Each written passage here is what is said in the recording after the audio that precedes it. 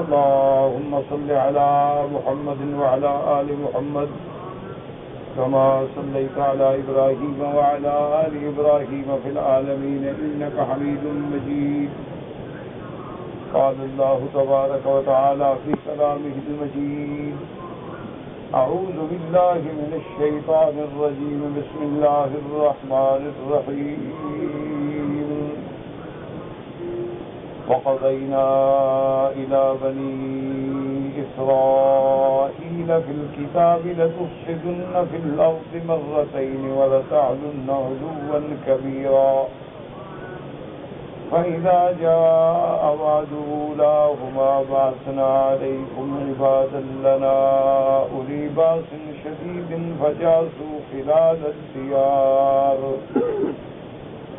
وكان وعدا مفعولا ثم رددنا لكم الكرة عليهم وأمددناكم بأموال وبنين وجعلناكم أكثر نفيرا. إن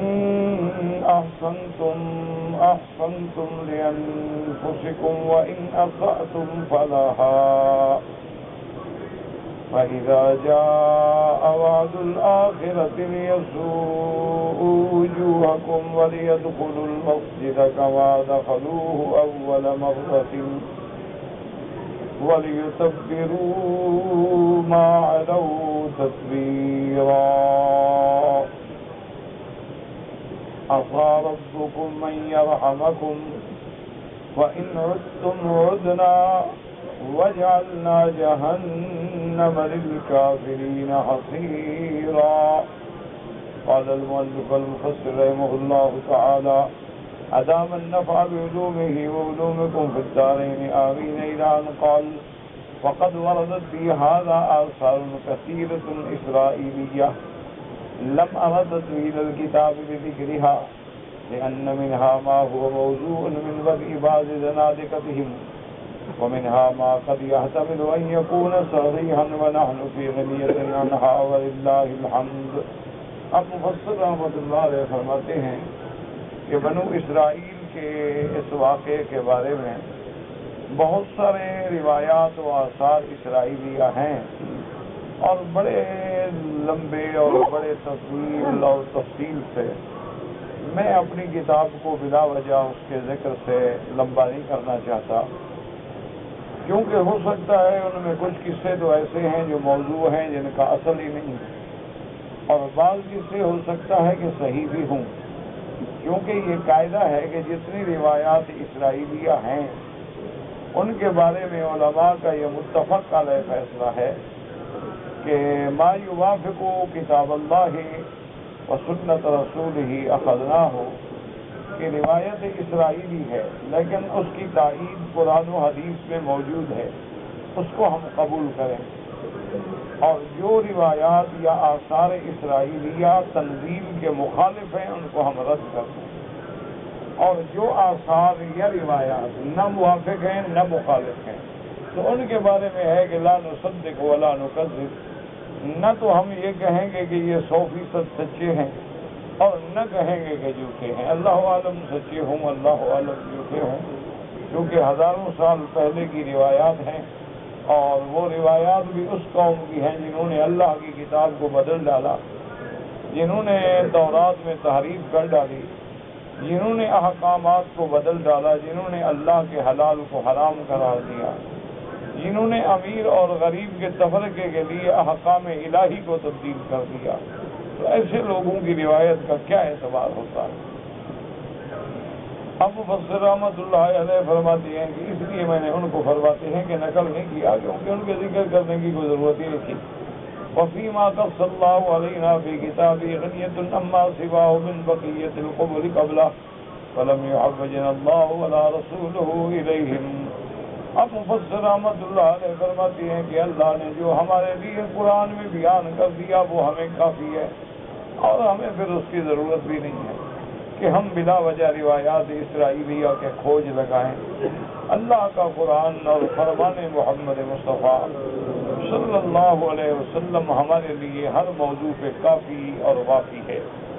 وقد أخبره الله عنهم أنهم لما طغوا وبغوا سلط الله عليهم عدوهم فاستباح بيدتهم وسلك خلال بيوتهم وأذلهم وقهرهم جزاء وفاقا وما ربك بظلام للعبيد فإنهم كانوا قد تمردوا وقتلوا خلقا من الأنبياء والعلماء.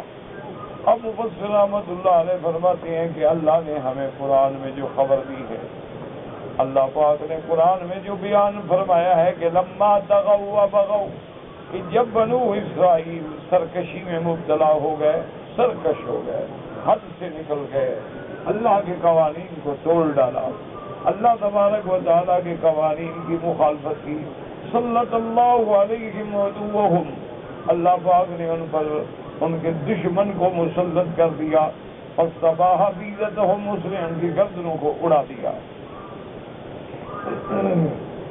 اس کے بعد سلک خلال بیوتہم، ان کے علاقوں پہ قبضہ کر کے ان کے گھروں میں داخل ہوا، وَأَذَلَّهُمْ وَقَهْرَهُمْ، اس نے ان کو ذلیل کر دیا، ان کو مجبور و مقہور کر دیا، جزاء وفاقا، جیسا کیا ویسا پایا، کہ جیسے انہوں نے سرکشی کی اللہ نے ایک بڑا سرکش مسلط کر دیا۔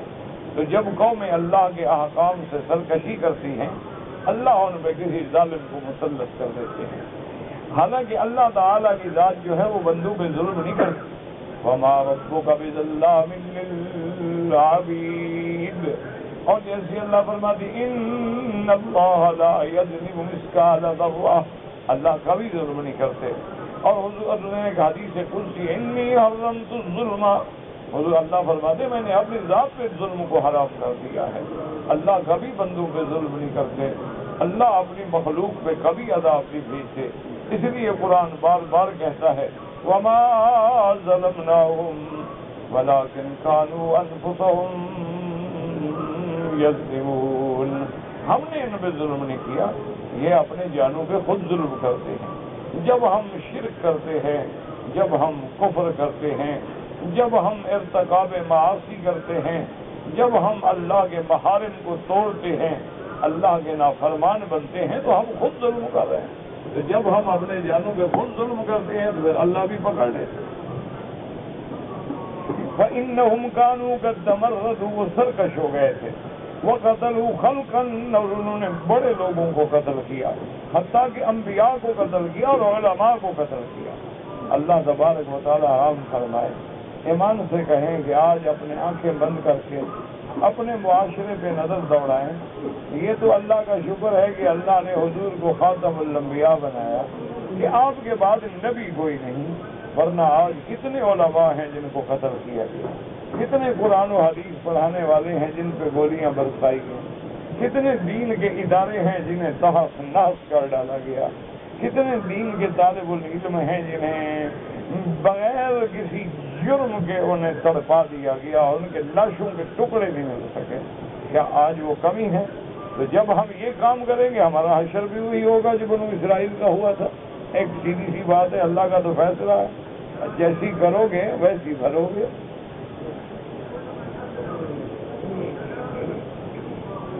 اب فرماتے ہیں وقد روى ابن جرير حدثني يونس بن عبد الأعلى قال حدثنا ابن وهب قال أخبرني سليمان بن بلال يحيى بن سعيد قال سمعت سعيد بن المسيب يقول ظهر بخت نصر على الشام فخرب بيت المقدس وقتلهم ثم أتى دمشق فوجد بها دما يولي على كعبة فسألهم ما هذا الدم فقالوا أدركنا آباءنا على هذا فكلما ظهر عليه الكعبة ظهر قال وقتل على ذلك الدم 70,000 من المسلمين وغيرهم فسكن۔ اب اس روایت مبارک میں یہ بھی حضرت سعید بن المسیب سے روایت ہے کہ جب بخت نصر ایک بادشاہ تھا، جب وہ شام پہ آیا فخرب بیت المقدس، اس نے آگے بیت المقدس کو اجاڑ دیا، اللہ کے اس گھر کو ویران کر دیا، یہودیوں کو قتل کیا۔ پھر اس کے بعد دمشق آیا، وہاں دیکھا تو ایک مقام ہے کعبہ، تو وہاں خون ایسے ابل رہا ہے اس جگہ سے، تو اس نے پوچھا بھی یہ کیا خون ہے، کیوں ہے؟ انہوں نے کہا اسی طرح ہم دیکھتے آئے ہیں آباء و اجداد سے کہ اسی جگہ جو ہے خون کے فوارہ جو ہے وہ پھوٹتا ہے۔ اس کے بعد اس نے کہا اچھا وقتل علی ذلک الدم، اس نے وہیں 70,000 بندہ مزید قتل کر دیا، یہودیوں کو بھی اور مسلمانوں کو بھی۔ اس کے بعد پھر وہ خون جو ہے پھر ظاہر نہیں ہوا۔ وَهَذَا صَحِيحٌ إِلَى سَعِيدِ بْنِ الْمُسَيِّبِ وَهَذَا هُوَ الْمَشْهُورُ وَأَنَّهُ قَتَلَ أَشْرَافَهُمْ وَعُلَمَاءَهُم حَتَّى أَنَّهُ لَمْ يَبْقَ مَن يَحْفَظُ التَّوْرَاةَ۔ اس نے ان کے یہودیوں کے بڑے بڑے سردار، بڑے بڑے علماء جو تھے سب کو قتل کر ڈالا، حتیٰ کہ ایک بھی نہ بچا جس کو تورات کی یاد ہو۔ وَأَخَذَ مَعَهُ مِنْهُمْ خَلْقًا كَثِيرًا أخرى من أبناء الأنبياء وغيرهم وجرت أمور وكبائن يطول ذكرها ولو وجدنا ما هو صحيح أو ما يقاربه لجاز كتابته وروايته والله أعلم۔ اس کے بعد اس نے ان کے آدمی بھی قید کیے۔ یہ بھی روایات میں آتا ہے کہ بخت نصر نے 70,000 یہودی قتل کیا، 70,000 قیدی بنایا اور 1,70,000 گاڑیاں سامان کی بھر کے لے گیا۔ اس قدر اس نے ظلم و تشدد کا بازار گرم کیا۔ اور جو سابقہ انبیاء کی اولاد بھی ان کو بھی غلام بنا کے لے گیا۔ مفسر فرماتے ہیں پھر اس کے بعد واقعات ہوتے رہے، اللہ کی تقدیر کے فیصلے، تقدیر کونیہ کے فیصلے ہوتے رہے۔ ہمیں کوئی صحیح روایت ملتی تو ہم کتابوں میں نقل کرتے، لیکن جتنا ملی ہے اتنا ہم نے ذکر کیا ہے۔ اب اللہ پاک نے فیصلہ فرمایا ان احسنتم احسنتم لانفسکم، یہ قاعدہ ہے، یہ صرف بنو اسرائیل کے نہیں۔ اگر تم بھلائی کرو گے تمہارا فائدہ اور برائی کرو گے تو وبال تم پہ آنا ہے۔ اس لیے اگر تم اچھائی اختیار کرو تو فائدہ تو تمہیں ہونا ہے، نعمتیں تمہیں ملیں گی، جنت تمہیں ملے گی، رضا تمہیں ملے گی، رب تم پہ راضی ہوگا۔ اور اگر نافرمانی کرو گے تو پھر عذاب بھی تم بھگتو گے۔ اسی فرمایا ان احسنتم احسنتم لانفسکم وان اسأتم فلہا ای فعلیہا، کما قال تبارک وتعالی فی آیۃ اخری من عمل صالحا فلنفسہ ومن اساء فعلیہا، جو عمل اچھا کرو گے تمہارے لیے ہے اور برا کرو گے تو وبال بھی تم پر ہوگا۔ اس طرح فرماتے ہیں فَإِذَا جَاءَ وَعْدُ الْآخِرَةِ لِيَسُوءُوا وُجُوهَكُمْ وَلِيَدْخُلُوا الْمَسْجِدَ كَمَا دَخَلُوهُ أَوَّلَ مَرَّةٍ۔ ایک تو پہلا وعدہ تھا نا کہ جب تم نے سرکشی کی تو اللہ نے ظالم مسلط کیا، پھر کچھ ٹھیک ہوئے، پھر تم بگڑ گئے، پھر اللہ کا وعدہ پھر آ گیا۔ اس طرح فرماتی ہیں الکرۃ الآخرۃ وَإِذَا أَبْصَرْتُمُ الْكَرَّةَ الثَّانِيَةَ وَجَاءَ أَعْدَاؤُكُمْ لِيَسُوءُوا وُجُوهَكُمْ يُحِينُكُمْ وَيَقْهَرُوكُمْ، اللہ نے پھر دشمن مسلط کیا جو تمہیں ذلیل کرے اور رسوا کرے اور تم پہ جبر کرے۔ وَلِيَدْخُلُوا الْمَسْجِدَ، بیت المقدس میں بھی داخل اور خراب کرے، كَمَا دَخَلُوا أَوَّلَ مَرَّةٍ أَيْ فِي الَّتِي جَاسُوا فِيهَا خِلَالَ الدِّيَارِ وَلْيَدَّبَّرُوا مَا عَلَوْا تَدْبِيرًا أَيْ يُدَمِّرُوا وَيُخَرِّبُوا، جن لوگوں نے سرکشی کی پھر ان کو ہمیشہ کے لیے ہلاک کر ڈالے۔ اس کے بعد اللہ تبارک و تعالیٰ فرماتی ہیں مَا عَلَوْا تَدْبِيرًا أَيْ مَا ظَهَرُوا عَلَيْهِ، کہ انہوں نے جو فتنہ فساد کیا۔ عَسَىٰ رَبُّكُمْ أَن يَرْحَمَكُمْ، رب تمہارا چاہے تم پہ رحم کر دے، وَيُصْرِفَهُمْ عَنْكُمْ، دشمنوں کو پھیر دے۔ وَإِنْ عُدْتُمْ عُدْنَا، یعنی عُدْتُمْ إِلَى الْفَسَادِ عُدْنَا إِلَى الْإِدَالَةِ عَلَيْكُمْ فِي الدُّنْيَا مَعَ مَا نُذَكِّرُ لَكُمْ فِي الْآخِرَةِ مِنَ الْعَذَابِ وَالنَّكَالِ۔ اللہ نے فرمایا ظالمو اگر تم پھر گڑبڑ کرو گے، اگر تم پھر فساد کرو گے تو ہم پھر تم پر دشمن مسلط کریں گے جو تمہیں ذلیل کریں گے۔ یہ تو دنیا کا عذاب ہوگا، آخرت کا عذاب تو الگ ہے جو میں نے تمہارے لیے تیار کر کے رکھا ہے۔ فَمَا وَجَعَلْنَا جَهَنَّمَ لِلْكَافِرِينَ حَصِيرًا حَصِيرًا مُسْتَقَرًّا وَمُحَصَّرًا وَسِجْنًا لَا مَحِيدَ لَهُمْ عَنْهُ۔ حصیرًا کا معنی یعنی وہ جہنم تمہارا ٹھکانہ ہے، جہنم تمہارا قید خانہ ہے، جہنم تمہارا قلعہ ہے، اور ایسا قلعہ ہے کہ جس سے نکل بھاگنے کا تمہیں اختیار نہیں، لا محیدہ، کہاں فرار کرو گے، کہاں بھاگو گے؟ قال ابن عباس ناصیرن سجنن، تمہارے لیے اللہ تبارک و تعالی نے جہنم کو قید خانہ بنا دیا ہے۔ یعذرون فیہا وکذا قال غیرہ وقال الحضر فراشا ومہادا، اللہ نے کافروں کے لیے جہنم کو اوڑھنا بچھونا بنا دیا۔ وقال قتادہ قد عاد بنو اسرائیل وصلت اللہ علیہم ھذا الحی محمد صلی اللہ علیہ وسلم واصحابہ یأخذون منہم الجزیۃ عن ید وہم صاغرون۔ اب یہودیوں نے ایک دفعہ زمانہ موسیٰ علیہ السلام میں فساد کیا، اللہ نے عذاب دیا۔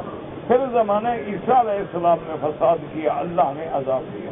پھر سرکار دو عالم کے زمانے میں پھر اسی طرح فساد کیا، تو اللہ پاک نے پھر عذاب دیا کہ حضور صلی اللہ علیہ وسلم نے ان کو پہلے مدینہ منورہ سے نکالا، پھر ان کے ساتھ خیبر میں جنگ ہوئی، وہاں ذلیل ہوئے، پھر مسلمانوں کے تابع بنے، جزیہ دینے کو تیار ہوئے اور ذلت کی زندگی گزاری۔ پھر سیدنا عمر رضی اللہ تعالی عنہ نے اپنے دور میں آ کے ان کو خیبر سے بھی اور جزیرہ عرب سے بھی نکال دیا۔ تو یہ قاعدہ ہے، یہ بنو اسرائیل کا ہمارے سامنے نقشہ ہے کہ امت محمد مصطفیٰ صلی اللہ علیہ وسلم اگر تم بھی ایسا کرو گے تمہارے اوپر بھی ایسا ہوگا کہ جب تمہارے اعمال بگڑ جائیں گے، تمہارے اعمال تبدیل ہو جائیں گے، جب تم ظالم جابر فاسق فاجر بن جاؤ گے، پھر اللہ انواع من العذاب، اللہ کے پاس عذاب کی کئی قسمیں ہیں، کبھی ظالم مسلط کر دیتے ہیں، کبھی فصل برباد کر دیتے ہیں، کبھی زلازل و طوفان کی نظر کر دیتے ہیں۔ تو اس کا علاج کیا ہے؟ علاج یہ ہے کہ ہر بندہ اللہ کی طرف رجوع کرے، اللہ تبارک و تعالیٰ کے دروازے سے گر گرائے، اللہ تبارک و تعالیٰ کے دروازے سے معافی مانگے۔ اور ہمارا علاج کس بات میں ہے؟ آگے موجود ہے، ان ھذا القرآن، ہمارا علاج قرآن میں ہے، یرفع بہا اقواما ویضع بہا آخرین، اس قرآن سے لوگوں کو عزت ملی اور نہ ماننے والوں کو ذلت ملی۔ ان ھذا القرآن یہدی للتی ہی اقوم ویبشر المؤمنین الذین یعملون الصالحات ان لهم اجرا کبیرا وان الذین لا یؤمنون بالآخرة اعتدنا لهم عذابا علیما۔ یمدح تعالی کتابہ العزیز الذی انزلہ علی رسولہ محمد، اللہ اپنی اس آیت مبارکہ میں قرآن کی شان بیان فرماتی ہیں، وہ کتاب جس کو اللہ نے میرے محبوب محمد مصطفیٰ پہ اتارا، وہو القرآن لأنہ یہدی لأقوم الطرق وأوضح السبل، اللہ نے فرمایا میرا قرآن جو ہے وہ تمہیں سیدھے رستے کی طرف دعوت دیتا ہے، میرا قرآن جو ہے وہ تمہیں حق کی دعوت دیتا ہے، صدق کی دعوت دیتا ہے، عدل کی دعوت دیتا ہے، وبشر المؤمنین، اور مومنوں کو خوشخبری دیتا ہے، الذین یعملون الصالحات علی مقتضاہ، کہ جو قرآن کے احکام کے مطابق اپنے عمل کرتے ہیں، ان لہم اجرا کبیرا، قیامت والے دن ان کے لیے بہت بڑا اجر ہوگا، بہت بڑا ثواب ہوگا۔ وان الذین لا یؤمنون بالآخرہ ای یبشر الذین لا یؤمنون بالآخرہ ان لہم عذابا علیما، ای یوم القیامت کما قال تعالی وبشرهم بعذاب علیم، اور جو لوگ اللہ پر، اللہ کی کتاب پر اور یوم آخرت پہ ایمان نہ لائیں، قرآن کے ذریعے ان کو پھر خبر دی گئی ہے کہ تمہارے لیے اللہ نے عذاب دردناک تیار کر رکھا ہے۔ تو اللہ نے ہمیں یہ واقعات سنانے کے بعد ایک آیت میں ہمارے لیے سبق بیان کر دیا کہ اگر حضور کی امت نجات چاہتی ہے تو قرآن کو پکڑ لو، اگر کامیابی چاہتے ہو تو قرآن کو پکڑ لو، اگر ذلت سے بچنا چاہتے ہو تو قرآن کو پکڑ لو، اگر پھر پورے عالم کی جہاں بانی کا خواب دیکھتے ہو تو قرآن کو پکڑ لو۔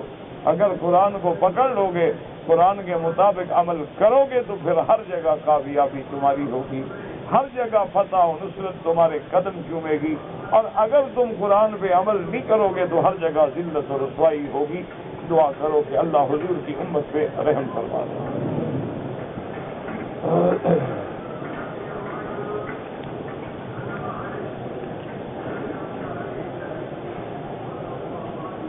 رکن یمانی، یاد رکھیں کہ کعبۃ اللہ کے 4 کونے ہیں، ایک رکن حجر اسود، رکن یمانی، رکن عراقی، رکن شامی، یہ 4 کونے۔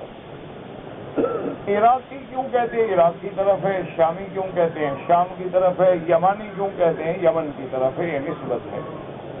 اور حجر اسود جو ہے یہ جنت کا پتھر ہے، اور اس کا بوسہ دینا، تقبیل کرنا، ہاتھ لگانا، ہاتھ لگا کے چومنا سنت محمد مصطفیٰ ہے صلی اللہ علیہ وعلا آلہ واصحابہ وسلم تسلیما کثیرا۔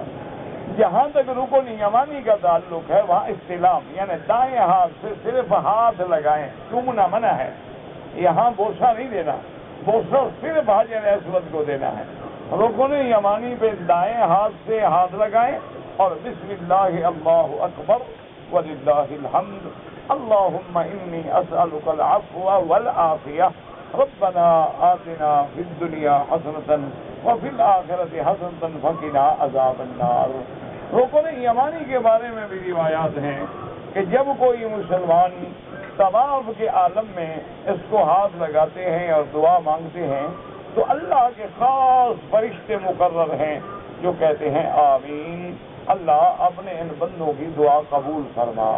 اور اسی طرح رکن یمانی اور رکن اسود یعنی بین الرکنین، ان دونوں کے درمیان میں جو مقام ہے اس میں بھی دعا قبول ہوتی ہے۔ اور اسی طرح میرے محبوب دو عالم سیدنا محمد مصطفیٰ صلی اللہ علیہ وسلم پہلے جب نماز پڑھتے تھے اور قبلہ بیت المقدس تھا تو حضور رکن یمانی اور حجر اسود کے درمیان میں کھڑے ہو کے نماز پڑھتے تھے تاکہ یہ کعبہ بھی درمیان میں آ جائے اور رخ جو ہے وہ بیت المقدس کو ہو جائے۔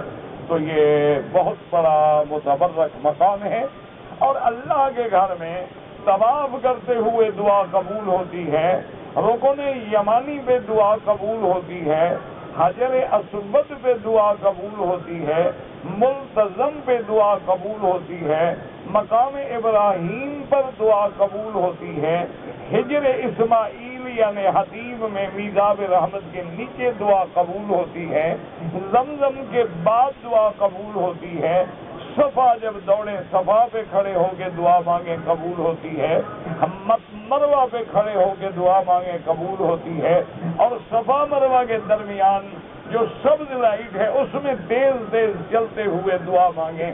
تو یہ مقامات ہیں جہاں اللہ دعائیں جلد قبول فرماتے ہیں۔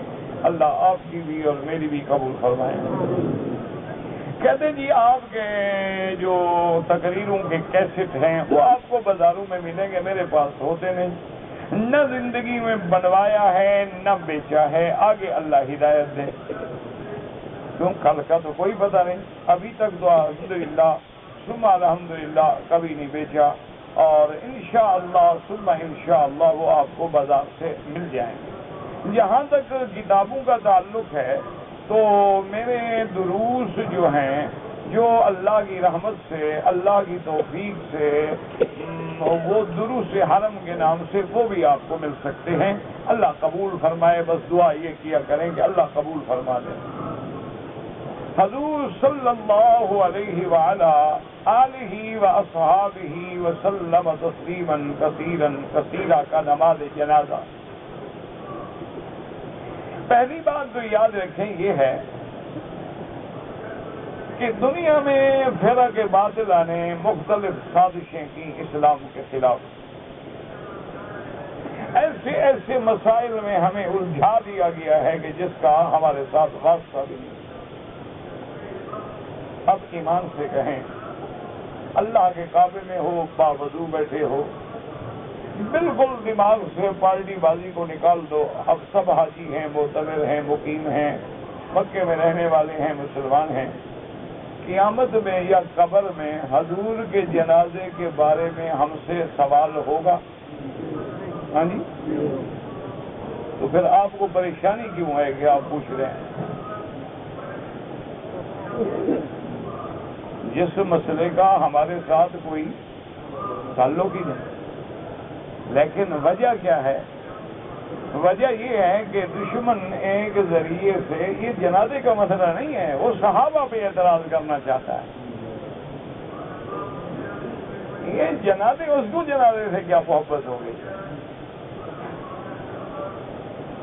اصل تمہارے دماغ میں یہ بٹھانا چاہتا ہے کہ دیکھو جناب، حدیث میں کسی کتاب میں نہیں ہے کہ حضور کا جنازہ کس نے پڑھایا، اور پھر اس کے بعد جناب بڑے لچھے دار انداز میں دیکھو جی نبی کا جنازہ پڑھا رہا، اور نبی کا جنازہ ہی کسی نے نہیں پڑھایا، اور جناب نبی کا جنازہ کسی نے نہیں پڑھایا، اور جی ووٹ لگنے میں لگ گئے، اور جی جنہوں نے نبی کا جنازہ نہیں پڑھایا وہ کیسے مسلمان ہو گئے؟ تو یہ دراصل اس کے اندر جو فتنہ ہے وہ یہ ہے، اس کو جنازے کا مسئلہ نہیں پوچھنا، اس کے اندر جو کیڑا ہے، وہ اندر جو زہر ہے وہ یہ ہے، اس کو بلا کیا تکلیف ہے کہ حضور کا جنازہ ہوا یا نہیں ہوا؟ تو اب جناب مسئلہ سمجھیں کہ اہل سنت والجماعت کی کتابوں میں جنازے کا ذکر جنازے کے نام سے اس لیے نہیں ہے کہ جنازہ کا معنی ہی دعا ہے، اللہم اغفر لحینا و میتنا و شاہدنا و غائبنا، اور اللہ کا نبی ہمارا ایمان ہے کہ وہ معصوم ہے، اس کے لیے کیا دعا مانگے آدمی مغفرت کی؟ وہ تو معصوم عن الخطا ہے، دعا کی ضرورت تو ہم گناہ گاروں کو ہے نا کہ محمد رسول اللہ کو۔ حضور کے لیے رفع درجات کی دعا تو مانگ سکتے ہم کہ آت محمد الوسیلۃ والفضیلۃ وابعثہ مقاما محمودا، یہ رفع درجات ہے کہ اللہ ہمارے مدنی کا سب سے اونچا درجہ، سب سے اونچا مقام محمود عطا فرما، نہ کہ کہیں کہ اللہ ہمارے نبی کے گناہ معاف فرما، گناہ معاف فرما، چھوٹے گناہ معاف فرما، بڑے گناہ معاف فرما، یہ ادب ہے؟ خدا کا خوف کریں، اللہ سے ڈریں، اور ایسے مسائل کو مسلمانوں کے دماغ میں ڈال کے فتنے کا ذریعہ نہ بنے۔ اور پھر حضور امام الانبیاء ہیں، بات سمجھو، حضور امام الانبیاء، حضور کا امام کون بنے؟ اگر حضور کا امام کوئی بنے گا تو حکم محمد مصطفیٰ سے بنے گا، کہ اگر کل کوئی ظالم کہے کہ دیکھو جی ابو بکر بھی تو مصلی پہ کھڑے ہوئے، وہ تو حضور نے حکم دیا، وہ تو کھڑے نہیں ہوئے نا، تو حضور نے فرمایا مروا ابا بکر فلیصلی بالناس۔ بات کو سمجھیں، اللہ سے دعا کریں اللہ سب کو ہدایت دے، اللہ فتنوں سے بچائے۔ اسی طرح ایک آدمی نے خواب دیکھا اور حضرت قاسم نانوتوی رحمت اللہ علیہ کی خدمت میں پہنچا، اور اس نے حضرت شیخ قاسم نانوتوی رحمت اللہ علیہ کی خدمت میں کہا کہ حضرت میں نے خواب دیکھا ہے کہ نواب صدیق حسن خان، نواب بھی تھے، بہت بڑا عالم بھی تھا، اللہ اس کی قبر پہ رحمت فرمائے، اہل حدیث علماء میں سے تھے، لیکن بہت بڑے عالم تھے، بڑے نواب تھے، بڑے خدمات ہیں ان کے قرآن و حدیث کی، طباعت و اشاعت۔ اس نے کہا حضرت سے کہ میں نے خواب دیکھا ہے کہ نواب صدیق حسن خان تو مصلی پہ آگے ہیں اور حضور پیچھے کھڑے ہیں۔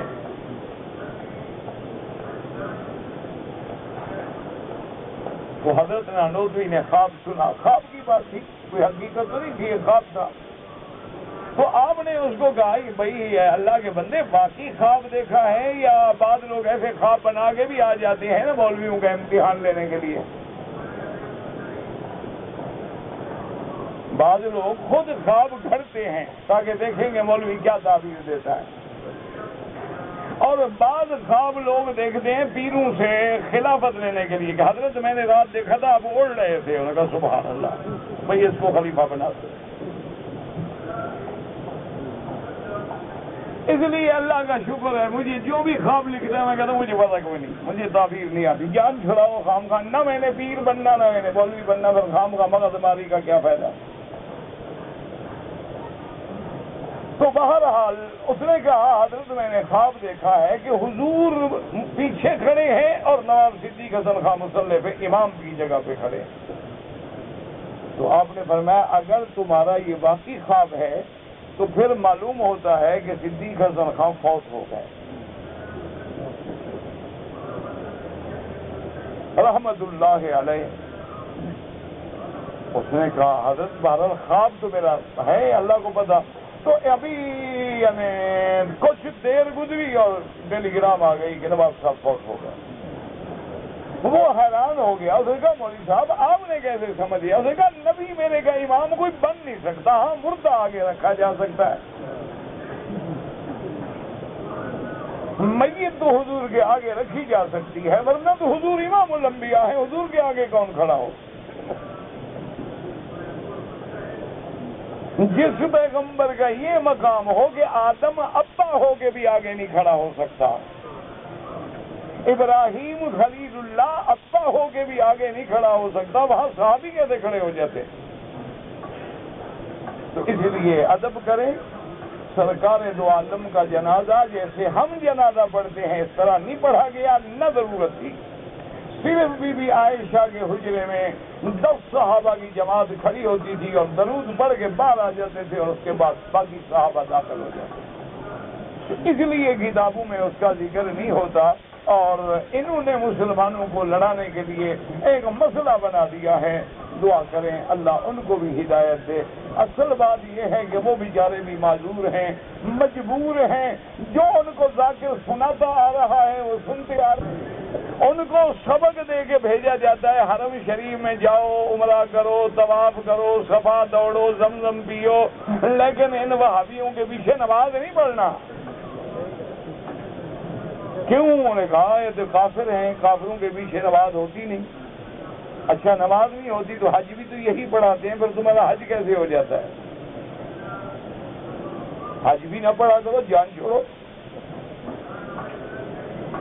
تو اس لیے دعا کرو اللہ ان کو بھی ہدایت دے، اللہ انہیں بھی ہدایت دے، اللہ ہمیں بھی ہدایت دے۔ تم خدا کے دروازے پہ کھڑے ہو، کسی کے لیے برا نہ مانگو، کسی کے لیے بد دعا نہ کرو۔ یہ بیچارے بھٹکے ہوئے ہیں، بہکے ہوئے ہیں، بھولے ہوئے ہیں، اور ایک گھڑے کی مچھلی ہے، باہر نکلتے نہیں ہیں۔ ان کو پتہ لگے کہ باہر سمندر ہے، دریا ہے، علم ہے، قرآن ہے، باہر تو آتے نہیں۔ ہر آدمی اپنی اس چار دیواری کے اندر کھڑا ہے بس۔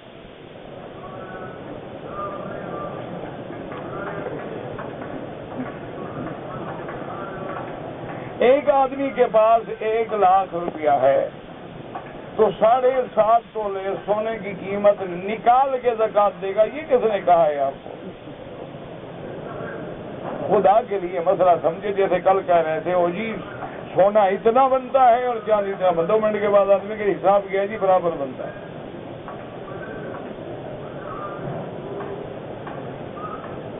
گھر بیٹھے نا چھلانگ لگا دیا کرو نا، گھر بیٹھ کے زبردست تقسیم کر کے پھر بات کیا کرو۔ میرے عزیز بات سمجھو، 7.25 تولے سونا یا 52.5 تولے چاندی یا اس کے برابر پیسے اگر ہمارے پاس آ گئے ہیں تو اب ہم صاحب نصاب ہیں، اب ہمیں زکات دینی ہوگی، یعنی اس 7.25 تولے کی بھی دینی ہوگی۔ اب ہم زکات والے بن گئے، اس کے اوپر بھی جتنا ہے سب کی دینی ہوگی۔ یہ نہیں کہ 7.25 تولے کا مانا 7 تولے ہے زکات نہیں ہے، معاف ہے۔ جب 7.25 ہو گئے تو اب ہم صاحب نصاب بن گئے، اب سب کی زکات دینی۔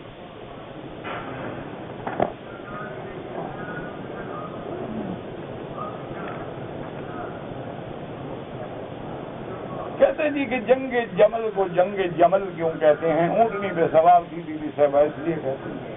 صفین کو صفین کیوں کہتے ہیں؟ جگہ کا نام صفین تھا۔ نہ تمہیں اس جنگ سے کیا تعلق ہے؟ ایک آدمی حضرت عبداللہ ابن المبارک رحمت اللہ علیہ امیر المؤمنین فی الحدیث، عبداللہ ابن المبارک اتنا بڑا آدمی ہے کہ علماء نے لکھا ہے کہ اس کے ذکر کرو نا، اس کا قصہ کرو، ذکر کرو تو اللہ کی رحمت نازل ہوتی ہے۔ یہ اتنا بڑا آدمی ہے کہ امام بخاری کا بھی استاد ہے. اب امام بخاری کتنا بڑا جلیل القدر محدث ہیں، اللہ ان کی قبر پہ کروڑوں رحمتیں فرمائے، لیکن عبداللہ ابن مبارک ان کے بھی استاد ہیں اور امام ابو حنیفہ کے شاگرد ہیں. بڑا شان ہے، امام حنیفہ کا شاگرد ہونا معمولی بات ہے. الحمدللہ. ویسے تو مجھے حدیث میں آتا ہے کہ اگر تکلیف ہو تو آدمی کہہ دے انی مذکوم، مجھے زکام ہے. اگر تکلیف نہ ہو تو کہے الحمدللہ، اور دوسرا کہے یرحمک اللہ، پھر جواب میں وہ کہے یہدیکم اللہ. ایک روایت میں یصلح بالکم. تمہارا مجھے تو زکام ہے، اور یہ زکام بھی کوئی ایسا عجیب بد نصب ہے کہ اتنا عرصہ ہو گیا ٹھیک ہی نہیں ہوتا. دعا آپ کرتے نہیں، کرتے تو میں ٹھیک نہ ہو جاتا. میں تو اس دن مانوں گا جب دل سے دعا کرو گے اور میں ٹھیک ہو جاؤں گا. یہ گھٹنے جواب دے گئے، اور بس بہرحال بڑھاپا تو آنا ہے، لیکن دعا کریں کہ اللہ اپنے دین کی خدمت سے محروم نہ کرے، اور اللہ ہمت دے اور زیادہ سے زیادہ اپنے دین اپنی رضا پہ چلنے کی. تو بہرحال میں عرض کر رہا تھا کہ حضرت عبداللہ ابن المبارک رحمۃ اللہ علیہ کی خدمت میں ایک آدمی آیا. اس نے مسئلہ پوچھا. اس نے کہا جی کہ حضرت حسین رضی اللہ تعالی عنہ، جو سیدنا حسین جن کا اہل بیت میں ایک عظیم مقام ہے، اور جنگ کرب و بلا میں یزید نے جو ظلم کیا ہے، تو آپ اس کے بارے میں کیا کہتے ہیں؟ تو حضرت عبداللہ ابن مبارک نے فرمایا خدا کا شکر کرو کہ ہم اس دور میں موجود نہیں تھے.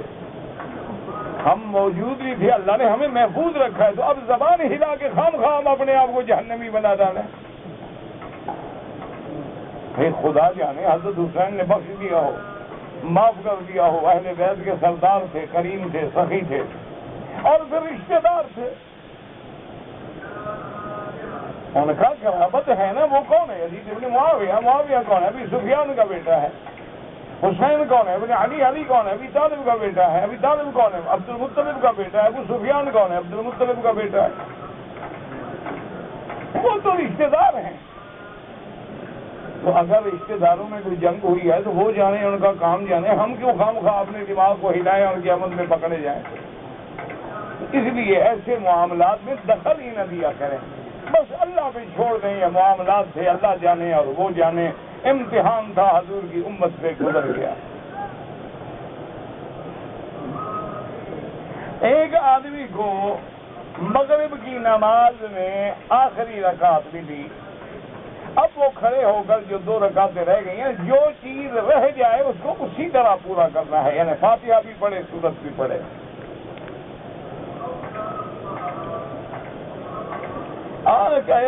کہتے میرے پیر مرشد نے کہا ہے کہ 8 دن کا چلہ قبرستان میں گزارو. 8 دن نہیں، میرا خیال ہے 8 مہینے گزارو. میری چٹ سے تو جان چھوٹے نا، کہ روز جو چٹ لکھتے ہو اس سے تو میری جان چھوٹے گی. پیر نے تمہیں ٹھیک کہا ہے، کیونکہ زندوں کے تو مقابل نہیں ہوتے. ٹھیک کہا ہے کہ ملکوں میں جا کر رہو. ویسے پیر تمہارا سمجھدار معلوم ہوتا ہے، پہچان گیا مرید کو. اسرائیل نام ہے، اس کا معنی ہوتا ہے عبداللہ. اسر معنی عبد، ایل معنی اللہ. میکائیل عبداللہ، جبرائیل عبداللہ، یہ سب معنی عبداللہ ہوتا ہے.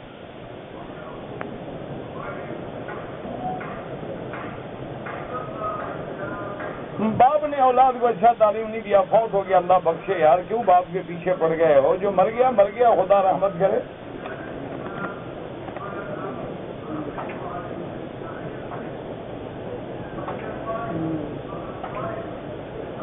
میری نیت تھی کہ میں مدینہ منورہ جاؤں گا.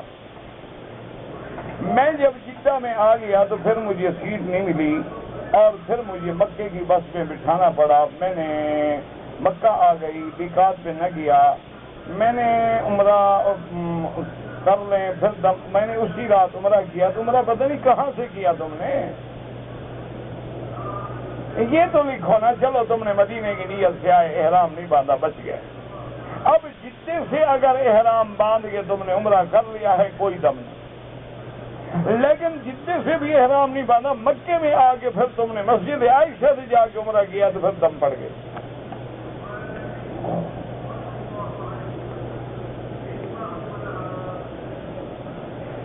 اگر کوئی آدمی ایک گناہ کرتا ہے پھر توبہ کرتا ہے, توبہ کے بعد پھر توڑ دیتا ہے, پھر گناہ کرتا ہے, پھر گناہ کرتا ہے, اللہ کی توبہ کا دروازہ بند نہیں ہے, تم کیوں بند کرنے والے ہو گئے؟ اگر 1000 بار توبہ شکستی, بازا بازا بازا, 1000 بار بھی توبہ ٹوٹ جائے پھر بھی باز آ جاؤ, اللہ کی رحمت کا دروازہ کھلا ہوا ہے. یہ شیطان کا ایک اور حملہ ہے کہ بھئی تم نے بار بار توبہ کی توڑ دی, اب کیا فائدہ, آپ گناہ کرتے رہو تاکہ توبہ سے محروم ہو کے سیدھا جہنم میں جاؤ.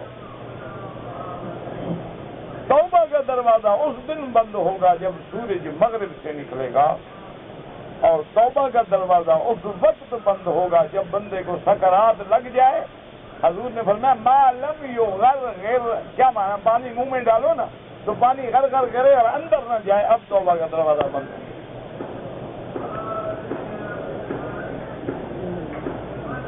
حجر اسود کی اسلامی تاریخ جنت کا پتھر ہے, آدم علیہ السلام کے ساتھ آیا تھا, اور تاریخ کو آپ نے کیا کرنا ہے.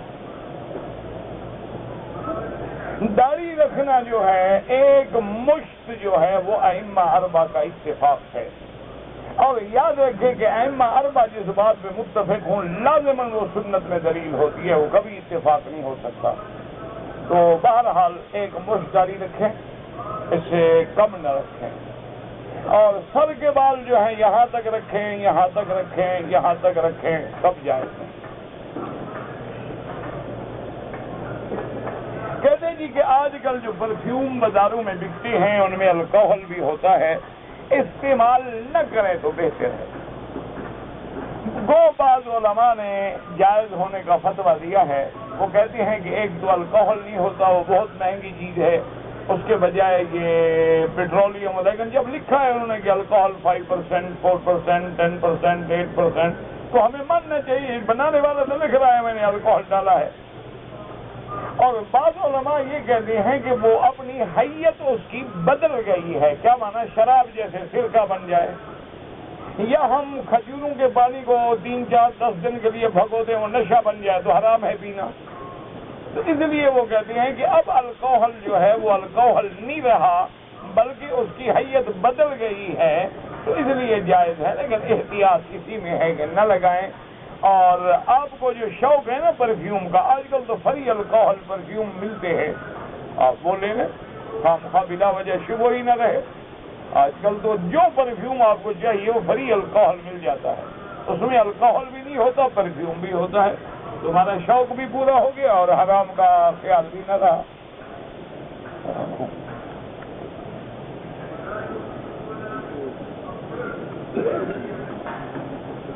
کہتے جی جب حضرت سلیمان علیہ السلام مر گئے تھے, جنات کو علم نہیں تھا, انسانوں کو تھا. جب جنوں کو نہیں تھا تو انسانوں کو کہاں تھا؟ کسی کو بھی نہیں تھا, کیونکہ علم غیب کے سب سے بڑے ٹھیکیدار تو جن بنتے ہیں نا. جب ان کو پتہ نہیں لگا تو ہمیں کیسے پتہ لگے گا؟ اتنا عقل نہیں ہے تمہیں. اگر داڑھی میں مہندی لگائیں لیکن مہندی میں کالا رنگ بھی ملا دیں کوئی حرج نہیں, بالکل لگائیں, لگا سکتے ہیں. خالص کالا نہ لگائیں, یعنی 100% سیاہ نہ ہو, براؤن ہو, میڈیم براؤن ہو, لائٹ براؤن ہو, مہاگنی ہو, اور کوئی رنگ ہو, جو مرضی ہے لگاؤ.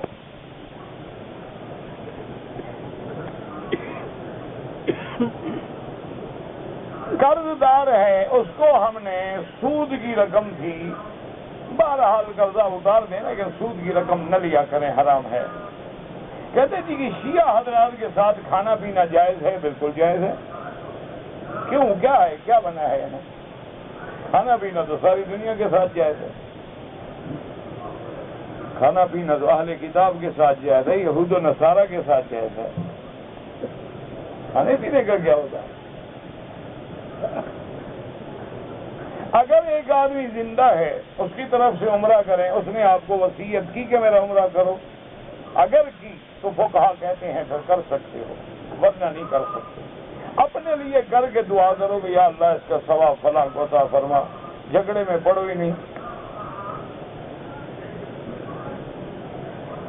میں نے کل عرض کر دیا تھا میرا بھائی کہ اجماع جو ہے تراویح کے 20 رکعت پہ ہے، بعض علماء 8 رکعت پڑھتے ہیں، بعض علماء 12 رکعت پڑھتے ہیں، ہم کسی پہ اعتراض نہیں کرتے، اللہ سب کے قبول فرمائے، لیکن سب سے زیادہ راجح، سب سے زیادہ جامع قول یہی ہے کہ آدمی 20 پڑھے تاکہ سارے اقوال پہ، اعمال پہ، حدیثوں پہ عمل ہو جائے۔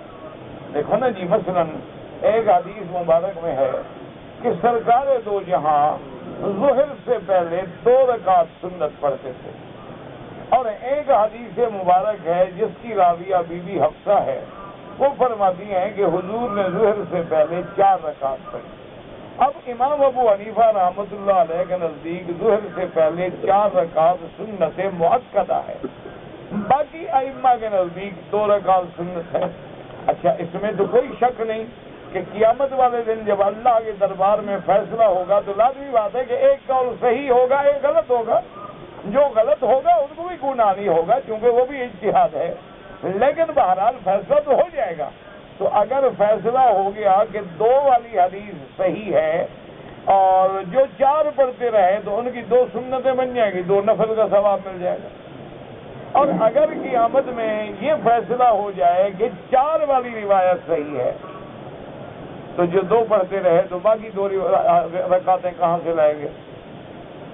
اسی طرح مثلا اب قیامت میں فیصلہ ہو گیا کہ 20 رکعت حضرت عمر کا اجتہاد تھی، خلیفہ راشد ہیں، اور حضور نے فرمایا علیکم سنتی و سنت الخلفاء الراشدین المہدیین، حضور نے فرمایا کہ میری سنت اور میرے خلفاء راشدین کے طریقے کو لازمی پکڑو۔ تو حضرت عمر خلیفہ راشد ہے۔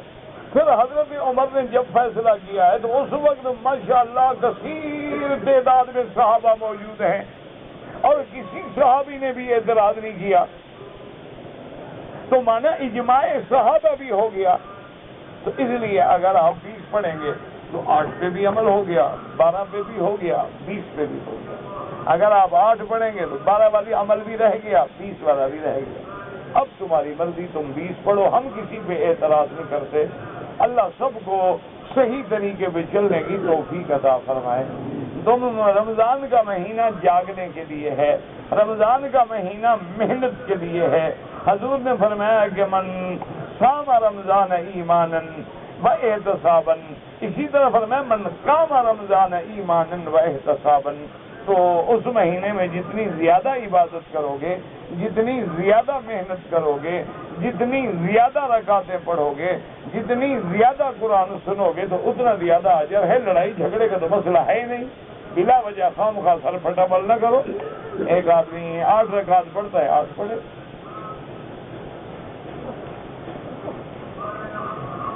کہتے جی آپ کی آواز کے اندر مجھے یہ ملا کہ جہاد کی شرائط ہیں۔ میں جہاد کا اس وقت قائل ہوں جب اسلام کے اصول کے مطابق ہو، خلیفہ وقت ہو اور اس کا حکم ہو اور شریعت کے تمام احکام پورے کیے جائیں اور قوت ہو اور اعداد کامل ہو، اور اس کے بعد، ورنہ یہ کوئی جہاد نہیں ہوتا کہ ایک آدمی جا کے لڑ پڑے اور کسی کی بس اڑا دو اور کسی کا گھر اڑا دو اور کسی یہ کچھ نہیں۔ یہ مجبوری بات جائے، آپ کہہ لیں مجبوری کہہ لیں، مظلوم ہو کے سر دیوار سے ٹکرانے والی بات کہہ دیں، لیکن بہرحال جہاد جہاد ہے، اس کے احکام ہیں، نماز نماز ہے، اس کے احکام ہیں، حج حج ہے، اس کے احکام ہیں، روزہ روزہ ہے، اس کے احکام ہیں۔ یہ نہیں ہے کہ جیسے ٹکرے مارو جی نماز ہی ہے نا، نہیں، اس کے اصول ہیں، شرائط ہیں، ارکان ہیں، واجبات ہیں۔ تو اس لیے بات کو سمجھا کریں، ورنہ ہم تو مظلوموں کے ساتھ ہیں اور ان کے لیے رات دن اللہ سے دعائیں مانگتے ہیں، اللہ کے دربار میں روتے ہیں، لیکن خدا کے لیے بات کو سمجھو جہاد جہاد ہے، فساد فساد ہے۔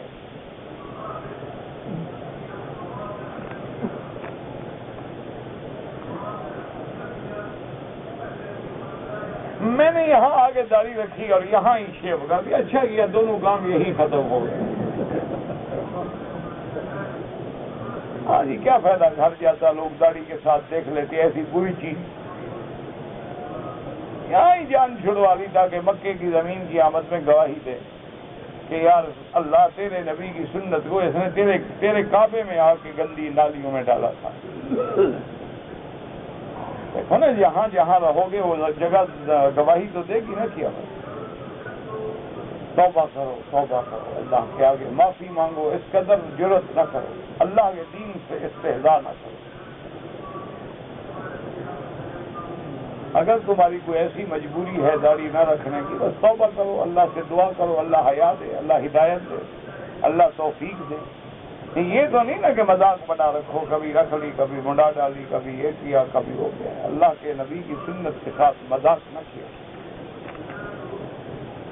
جو لوگ اب مکہ میں ہیں اگر وہ عمرہ کرنا چاہیں تو ان کو لازماً حد حرم سے باہر جانا ہوگا، وہ گھر سے احرام نہیں باندھ سکتے۔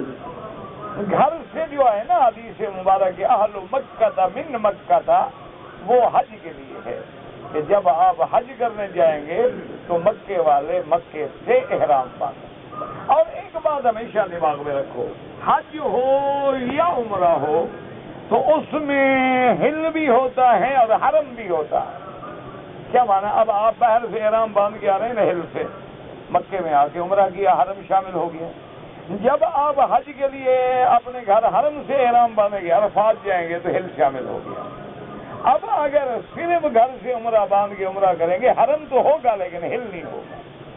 اس لیے جمہور کا فیصلہ ہے کہ اگر احرام باندھنے حد حرم سے باہر جائیں۔ اگر ایک عورت اپنے ایام حیض میں ہے، اس نے میقات میں آ کے عمرے کی نیت کر لی، وہی نیت ہے اس کی، اپنے گھر میں رہے، احتیاط کرے، خاوند سے بے تکلفی یا ایسی کوئی بات نہ کرے، اور خوشبو نہ استعمال کرے، کنگھی ونگی بلا وجہ نہ دے۔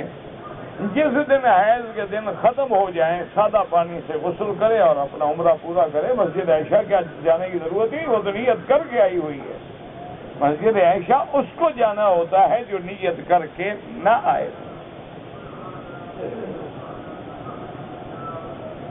کہتے جی کہ بعض لوگ بریلوی حضرات یہ کہتے ہیں کہ وہابی، نجدی اور دیوبندی یہ جتنے لوگ ہیں نبی کو نہیں مانتے تو کلمہ تمہارا پڑھتے ہیں۔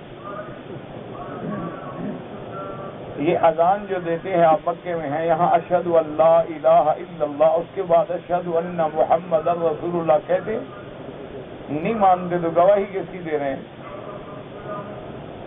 جب تکبیر کہتے ہیں اشہد ان لا الہ الا اللہ واشہد ان محمد رسول اللہ، تو مانتے تو نہیں، گواہی کس کی دے رہے ہیں؟ نمازوں میں جو قرآن پڑھ رہے ہیں، یہ قرآن کس پہ اترا تھا؟ آپ نے دیکھا ہے ماشاءاللہ، جنہوں نے دیکھا ہے اللہ قبول کرے، جنہوں نے نہیں دیکھا اللہ ہمیں بھی اس کو بھی نصیب کرے۔ مدینہ منورہ کا حرم جو اس حکومت نے بنایا ہے، اس کی کوئی مثال بھی ہے پوری دنیا میں؟ نہ، یہ نبی کو تو نہیں مانتے، اس کا حرم بنا رہے ہیں، مسجد رسول بنا رہے ہیں، اور حجاج کے لیے رستے آسان کریں کہ 4 گھنٹے میں آدمی مدینے پہنچ جائے، سڑکوں کے جال پھیلا رہے ہیں، اور حرم شریف کو اتنا خوبصورت بنایا ہے کہ ایک ایک پتھر صرف وہ مسجد نبی کے لیے بنا ہے، کسی دوسری جگہ نہ بکتا ہے نہ ملتا ہے۔ اگر ایک بلب ہے وہ بھی خاص حرم کے لیے بنا ہے، فانوس ہے حرم کے لیے بنا ہے، دروازہ ہے حرم کے لیے بنا ہے۔ تو جن لوگوں نے اللہ کے حرمین کی اتنی خدمت کی ہے، اگر وہ نبی کو نہیں مانتے تو نبی کے ماننے کی علامات کیا ہے؟ کہ وہ حلوہ زیادہ کھاتا ہو، اور 12 ربیع الاول کو جھنڈیاں لگاتا ہو، کل شریف فرماتا ہو اور 7 جمعراتیں بغیر ڈکار کے ہضم کر جاتا ہو، یہ اس کے رسول کی علامت ہے۔ انا للہ و انا الیہ راجعون۔ خرد کا نام جنوں رکھ دیا اور جنوں کا نام خرد، جو چاہے تیرا حسن کرش مساج کرے، تمہاری مرضی ہے، تم جانو، تمہارا کام جانے، لیکن اس کا پتہ قیامت میں لگے گا کہ ماننے والے کون ہیں۔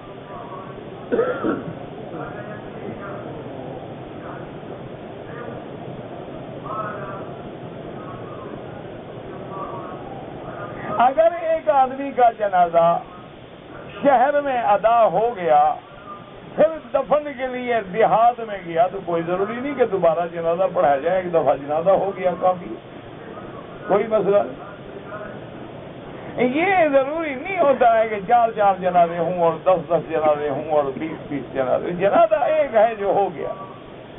اگر کوئی رشتہ دار عزیز رہ گئے ہیں تو وہ قبر پہ کھڑے ہو کے بھی جنازہ پڑھ سکتے ہیں، وہ خود جا کے پڑھ لیں، 2 آدمی 3 آدمی 4 آدمی 10 آدمی، کوئی ضروری نہیں ہوتا کہ دوبارہ جنازہ پڑھایا جائے۔ اور اگر کسی نے پڑھایا وہ بھی گناہ نہیں ہوگا انشاءاللہ، لیکن فقہا کہتے ہیں بس ایک دفعہ ہو گیا، واللہ اعلم۔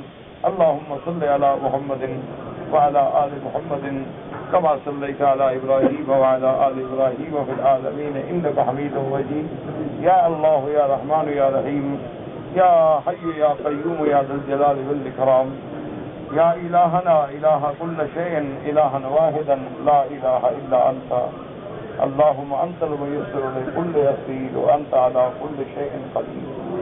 اللہم یسر امورنا وامور اولادنا وامور بناتنا وامور اخواننا وامور المسلمین، اللہم ارحم امت محمد صلی اللہ علیہ وسلم، اللہم اغفر امت محمد صلی اللہ علیہ وسلم، اللہم اجبر امت محمد صلی اللہ علیہ وسلم۔ یا الہ العالمین، عالم اسلام پہ اپنی رحمت نازل فرما۔ یا الہ العالمین، عالم اسلام پہ اپنی رحمت نازل فرما۔ یا اللہ اسلام کی عزت کا فیصلہ فرما۔ یا اللہ مجاہدین کشمیر میں ہیں، فلسطین میں ہیں، جس مقام میں ہیں، ان کی قدم قدم پہ نصرت فرما۔ یا اللہ ان کی مدد فرما۔ یا اللہ ان کی مدد فرما۔ یا اللہ تو نے اگر مسلمانوں کی مدد نہ فرمائی، دانا دیں گے خود کے مسلم کا خدا کوئی نہیں۔ یا اللہ کفر کی طاقتوں پہ، طاغوتوں پہ اپنا قہر نازل فرما۔ یا اللہ مقہور و مجبور مسلمانوں کی عزت و غلبے کا فیصلہ فرما۔ یا اللہ حرمین الشریفین اور بلد الامین کو قیامت تک ہر فتنے سے محفوظ فرما۔ یا اللہ بیماروں کو شفا عطا فرما، بے حیاؤں کو حیا عطا فرما، بے دینوں کو دین عطا فرما، بے اولادوں کو اولاد عطا فرما، جن کی اولاد ہے ان کو صالح بنا، جن کے گھروں میں بچیاں ہیں ان کے رشتے آسان فرما۔ یا اللہ ان کے گھر آباد فرما۔ یا اللہ ان کو خیر کے رشتے نصیب فرما۔ یا الہ العالمین، یا ارحم الراحمین، ہمیں مانگنا بھی نہیں آتا، بغیر مانگے عطا فرما۔ یا اللہ پورے عالم میں ہدایت کی فضا پیدا فرما۔ یا اللہ حضور کی امت کی ہر امتی کو دین کا داعی اور دین کا سپاہی بنا۔ ربنا لا تزغ قلوبنا بعد إذ هديتنا وهب لنا من لدنك رحمة إنك أنت الوهاب، وصلى الله تعالى على خير خلقه سيدنا محمد وعلى آله وأصحابه أجمعين۔ اللهم صل على محمد وعلى آل محمد كما صليت على إبراهيم وعلى آل إبراهيم في العالمين إنك حميد مجيد۔